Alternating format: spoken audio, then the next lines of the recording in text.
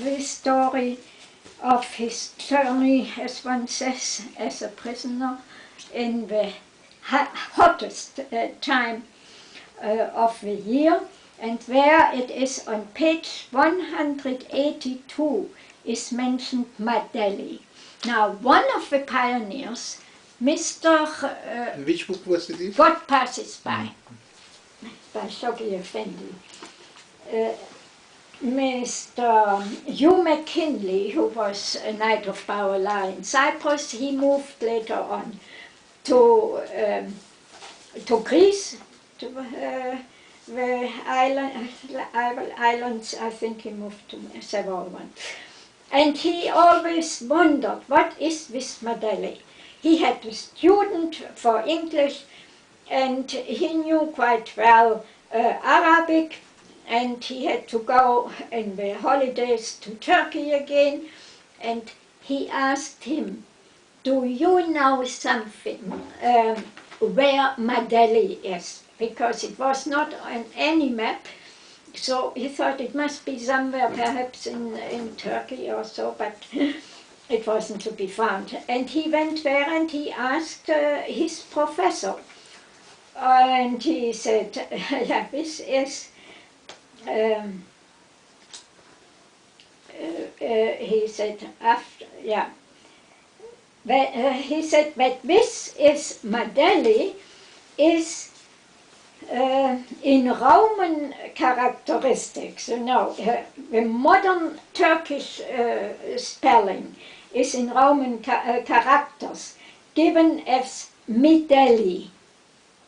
And this is Mytilene in Greek. Mytilene is the capital of Lesbos, and Lesbos is one of our goal islands, which unfortunately it was visited by traveling teachers. Of course, we visited all these islands, but the only one from from our plan, which we got from the Universal House of Justice, only Kos could be opened since the 5-year plan. The other islands were all visited and prayers offered and so on, and one of it was also Lesbos. So this is Mytilene. Yes, and in '92 also when we came, National Assembly asked us to go to Mytilene for the prayer. And there, yeah. And you were also there, yeah. It was on the plan of Heraklion. Heraklion got this great privilege.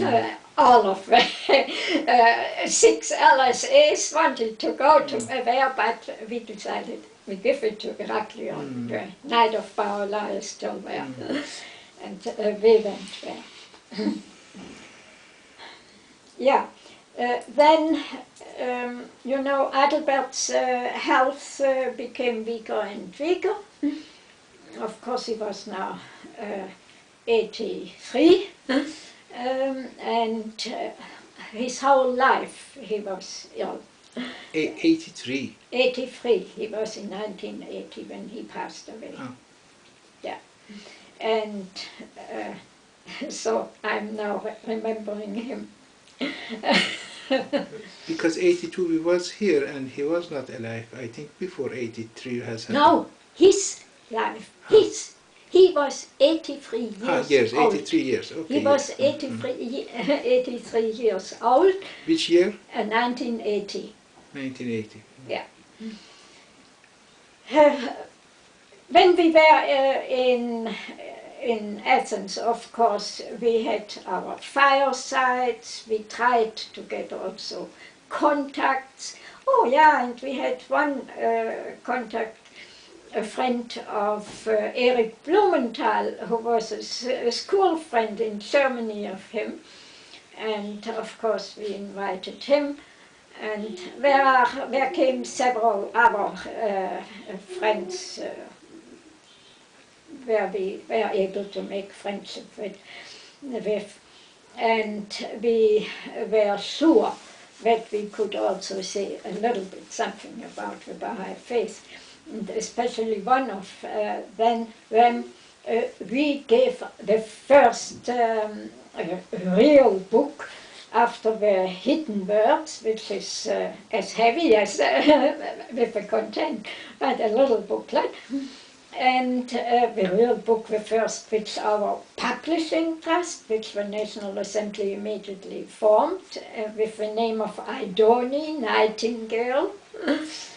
And this is really we have to thank our dear Knight of Barola, Rolf Haug.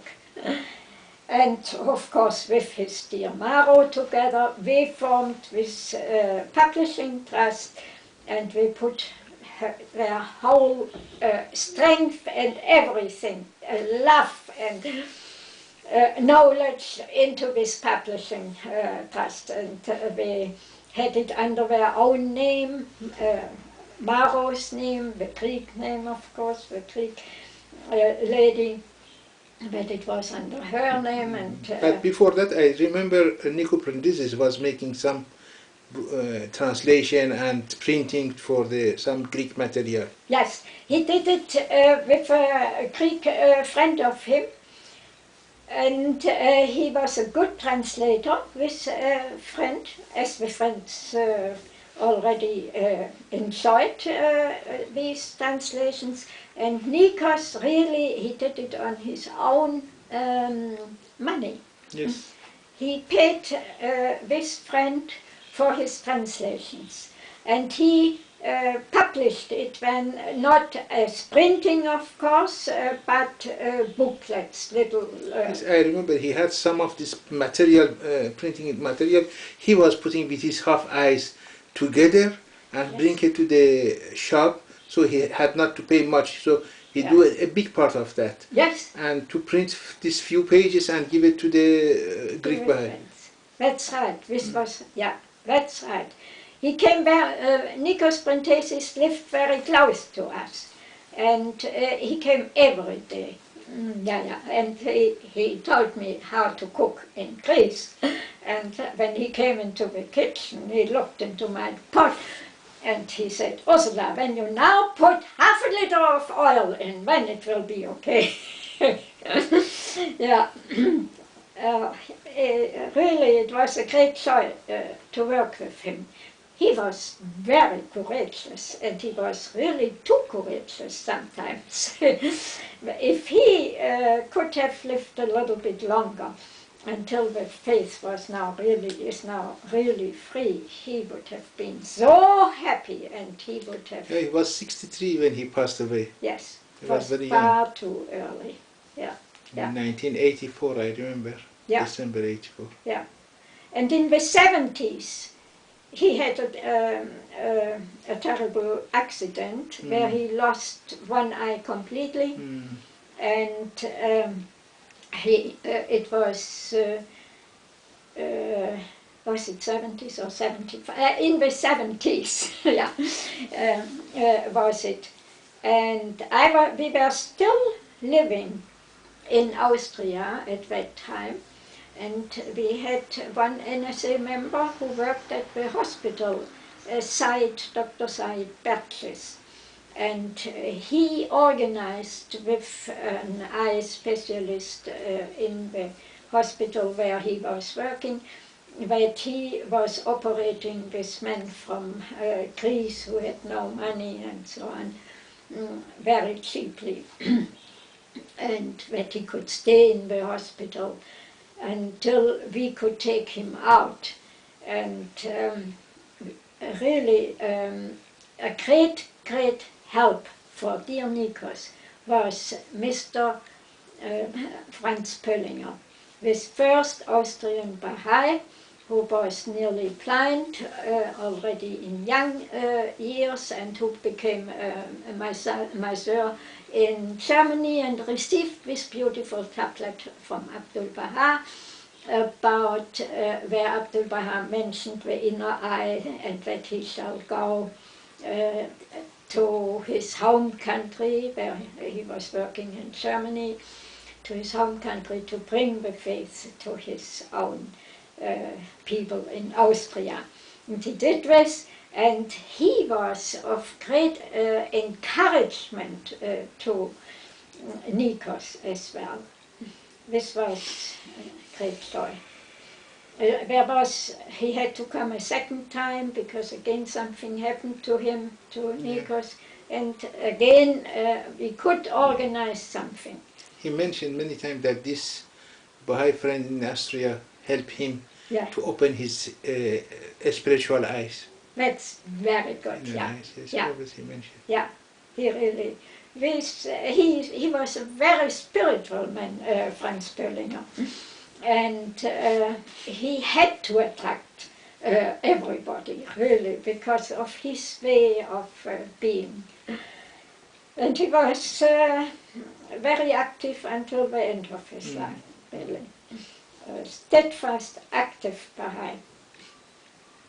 And so was Nikos. He went into his You was mentioning about Hand of the Cause, how he passed away. You was talking about him when you go to... Yeah. It was,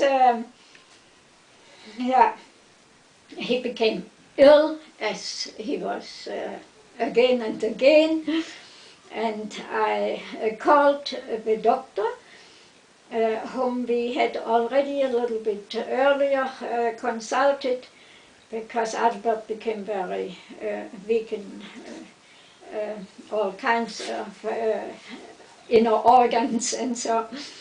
And then with Dr. Katsaunis, who, it was very difficult to find for Adelbert a doctor. He really wanted to go. He asked me to go to him and to find out if this was the right one. So I don't know what I said, what I have. When I came there, I couldn't tell him, I have to test you if you fit to my husband. So of course I always have with my bones to do, so I had certainly something what I could tell him. I could tell him a lot now. And I was of the opinion, this is the right doctor for Adelbert. Really, he's so spiritual, and it was very fine. So we went together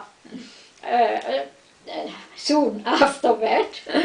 And there, Adelbert, his whole life he had nose bleeding. And he had 4 strokes. One during the lifetime of Herma, and then 3 during our time. I never mentioned this now. But he was very systematic in everything. And so also with his strokes, one was left, one was right. So one was for the, where he could not speak, the other one where he could not walk. It was always like this.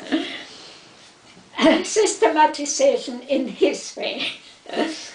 He was in any way a very systematic person. And this, he is a twin, born in 16th of June, and I am born 6th of September, and according to astrology, this doesn't fit together at all. And Adelbert must have been very happy, even before we really married, to the conference in Bern. Now I go really very much back. And he met in the train a lady who made horoscopes. Now Adelbert, when he was a young doctor, he did the same. He didn't know about the Baha'i faith, but this is not what we are doing. At that time, these things were not known. And so he understood, of course, this lady very well, because he must have told her that he is going to marry soon or something. I don't know what he told her. I wasn't with him. And she said, by no means can you marry her. This is impossible. You will have only quarrels and it will be a terrible time. And Adelbert said, why? We can accomplish us each other, because different opinions bring always something good out at the end, and accomplishment is very good.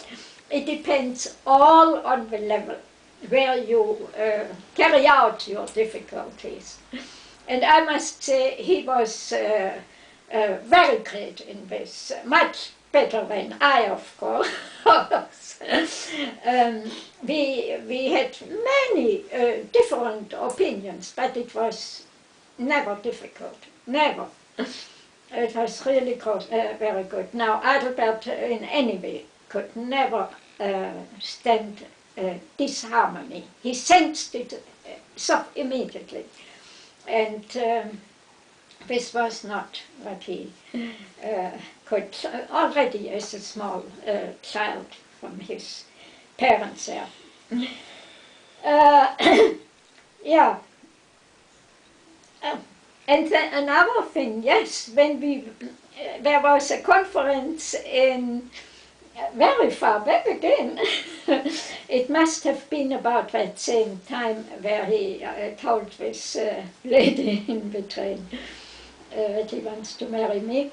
And we had a conference then in Bern, and at that time in Bern we went for a walk in the Pause, and we were absolutely sure, yes, we will marry.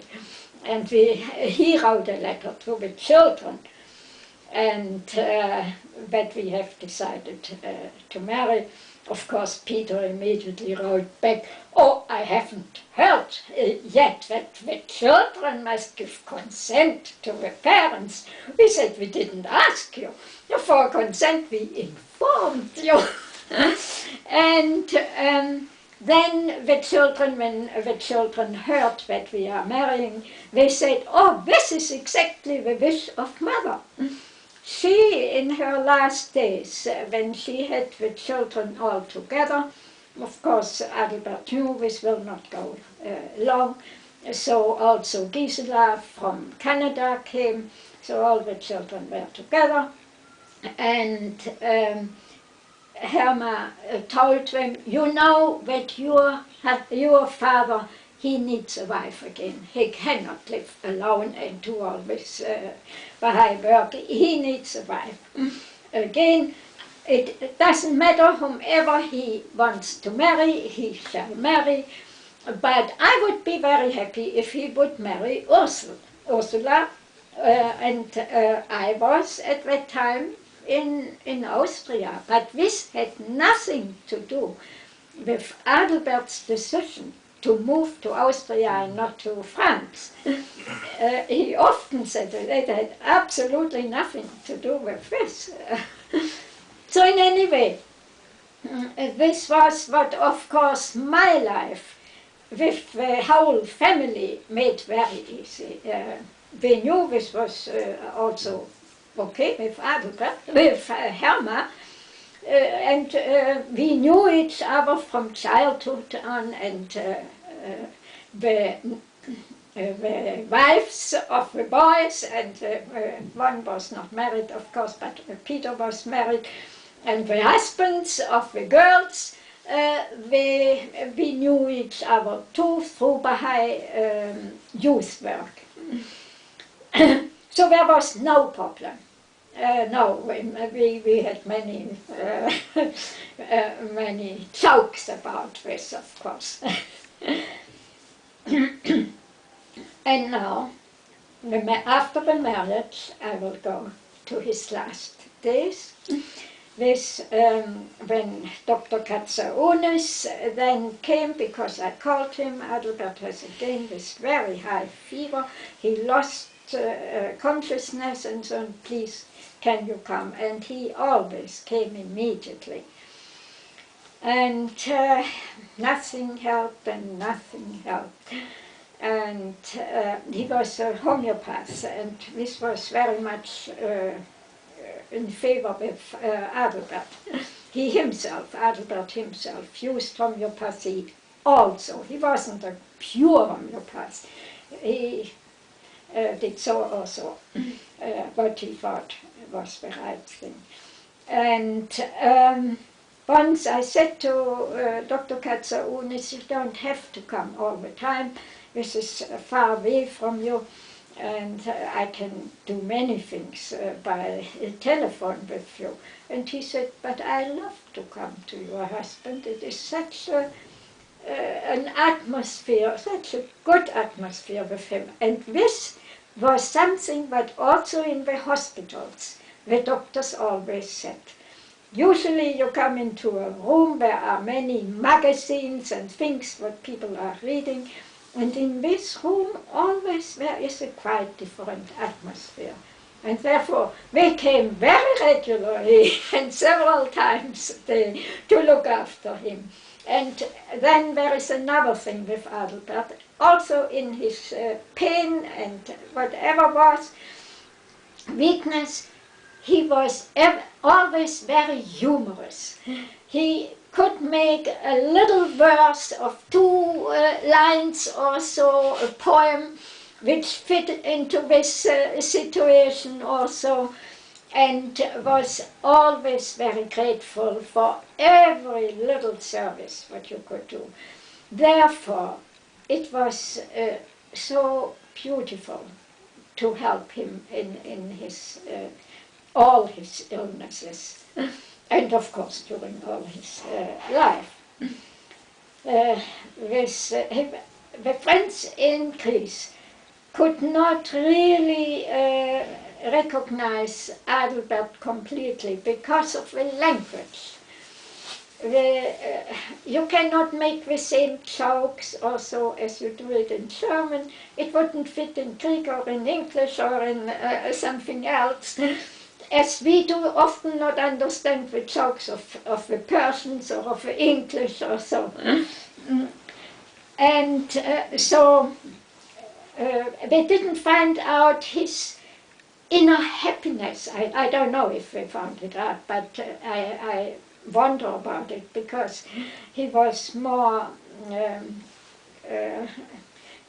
he wasn't so free in any way. And he said this also to Ruhi Khanum, that he said to Ruhi Khanum when she came to visit him in Athens. And of course, when we invited all the friends, which was a difficult thing because it was in September, it was still very hot, and we had to open the doors to the balconies. And the Bahá'ís, so many Bahá'ís, we were about 100 or 120 in our flat. We put out everything and put only boards there that one could sit around. And then we were certainly not the most quiet people. We were quiet as long as Ruhi Khanum spoke. But afterwards, but our house people, they knew already that these Mühlschlegels have many parties, always. We make again a party and again a party. And once in the next morning, very early, my landlady came. There was nothing, I had not to pay the money or something to her.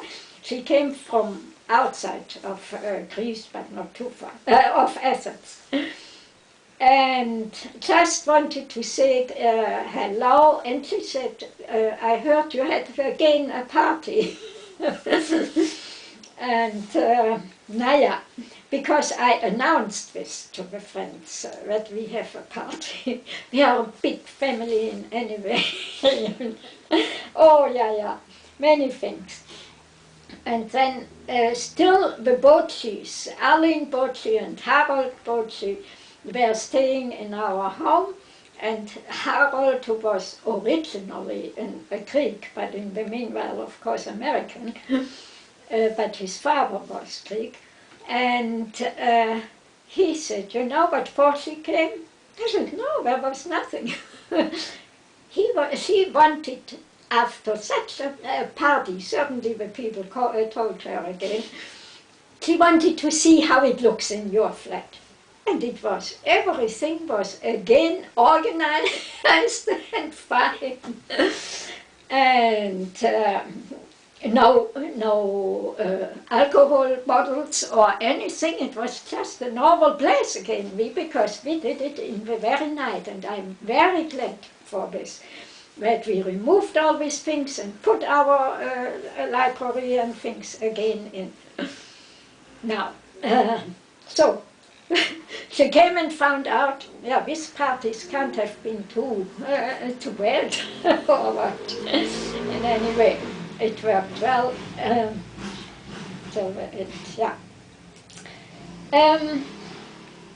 Then Dr. Katsounis came really nearly every day to look after him, to sit next to his bed and to have to speak together, and we were always waiting that he would ask, what is this Bahá'í faith? Because we had big picture of Abdul Baha in our dining room, and from the living room one had to look and to see his big picture of Abdul Baha. He never asked. And even people like Bijan Rohani was not able to bring this man to a question. So we didn't speak about the Bahá'í faith at that time with him. I bring this now before because it fits together, because it belongs together. After the passing of Adelbert, I went to him and I gave him the poems. He spoke very well German, because his wife is Swiss, so he spoke well German. And I gave him the book with the poems of Adelbert. And I said, the first 4 you just can skip, because they are purely Bahá'í poems and difficult to understand if one knows nothing about the Bahá'í faith. Then he said, oh, in the meanwhile I know. I said, how did it work? What do you know about the Bahá'í faith? In the Concord, in the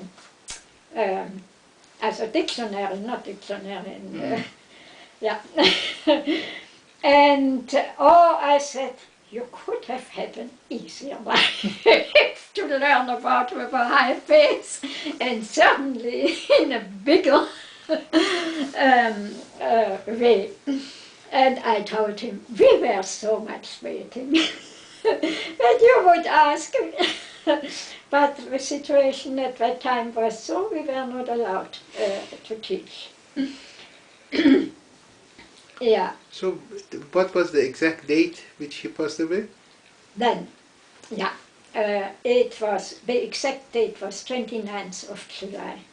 So after a while, Dr. Katsounis was a classical homeopath, like Abdul Baha said, one medicine if possible, and so on, and not many together. But one day he said, now we just give him a cocktail. One of it will help, we will see. And he gave him this cocktail, which was still very homeopathic. And then the next morning I called him very happily and said, Dr. Katsounis, it happened really, it helped. His fever goes down. And then he said to me, I must tell you, and most probably disappoint you, but I don't think that this is the sign of that he becomes healthy again. I think this is a sign that his will of life and his power of life, his life power has left him. And this, of course, gave me then the idea I have to call the children immediately and to tell the NSA for a grave. This was a great problem, to get a grave. So I called the children. I couldn't reach Volker, the youngest son. He was at that time in America and was on a tour. There were no, what do you call it, handies and with kind of telephones which you had always with you. And then they all tried their best, and Ursula immediately called me. Of course I will come, and I looked already for the cheapest plane, will come on Tuesday. And I said, and I went to Adelbert and I told him, Ursula is coming on Tuesday. Oh, and then he said, and this was much to my surprise, he said, this is too late. And after a short time, Ursula called again. And she said, you know, I didn't get a ticket for this. I will come already on Saturday. Oh, I said, yes, I will tell Adelbert. And I went again and told Adelbert, and he said, it's still in time. And then we had an NSA meeting on Sunday, and a special meeting. All NSA meetings were in our house, and it was a special meeting only for finding a grave. What have we to do? And then all the members went somewhere.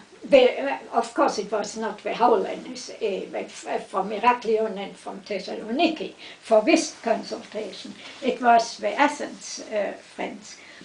And then it was, we went to different cemeteries and so on and so on. Nothing, it was nothing. All said for 3 years. And you have to bring him. I went to the embassy. You have to bring him to Germany. We all bring them out to Germany and so on. No, I said I cannot. This is against the law of our religion, and I cannot do this. And then you have to take a normal grave for 3 years. And when I was on Monday again at the embassy, Anneliese Bob called. And she, but I wasn't there, Ursula was at the telephone. And Ursula said, no, she is not here, because she had again to go to the embassy to get a grave somewhere for longer than 3 years, but it seems that it's nothing to be done. We are now very close to accept it, that it is for 3 years. And Anneliese said, okay, I will, no, she said nothing what she is going to do. But she, after a short time, she called again and said, I called the Universal House of Justice. And the house said, no, it must be a permanent grave by no means for 3 years. Only it must be permanent. And we will pray for it. And so that evening, also Rolf sent as a German consul in Heraklion, he sent also a cable, not cable, telex was it at that time, to the embassy and wrote again about Adelbert and so on. And that evening the embassy sent him a return telex. Yes, we give him a grave in the Protestant cemetery. I didn't know that there is a Protestant cemetery on the first cemetery in Athens. A cemetery where we said from the very beginning, this is far too expensive, we have never the money for a grave in this cemetery. Now there they gave us a permanent grave. And I had to go there. It was at that time under the British government. This Protestant cemetery belongs to the 5 Protestant European countries, Sweden, Denmark, Holland, England and Germany. And every year another country is responsible for it. At that time, in 1980, it was United Kingdom. So I had to pay for them. I think it were, I don't remember exactly, but because of Volker. It must have been about 1,000 D-marks. Because my dear Volker, who couldn't come to the funeral, he sent, in spite of his own being present, he sent a check to me with 999 D-marks as for Adelbert's first Grundbesitz property in his life. That was so typical Volker. Yeah, and very much appreciated. But this was now the thing after the passing. Now, when Dr. Katsounis said this to me, and I had all informed and so on, and Ursula really came on Saturday, and we had this meeting and all. There came also one of the Ethiopian pilots. We always came when we could stop in Athens and make a visit. And he was with him a long time, and when he came out, he said it was such a beautiful time we had together. We spoke about the life after death. And there came also a cable from the Universal House of Justice, which he had under his, put under his cushion, head cushion. Yeah. And then there came this night from Monday to Tuesday, and why Tuesday would have been too late for Ursula, and it was 29th of July. It was terribly hot in Athens.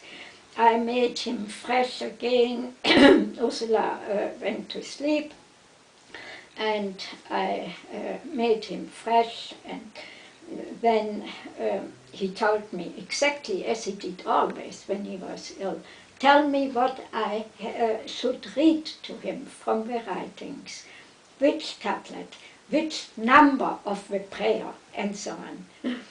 And the last prayer he wanted was the last prayer in Prayers and Meditation, 184. Where this many times I yield thee thanks for, and so on. And he said, this prayer, the whole prayer, everything is in it. The Persian friends, we prayed so often for the Persian friends. At that time, it was a very difficult time for the Persians, with Khomeini. And yeah, so I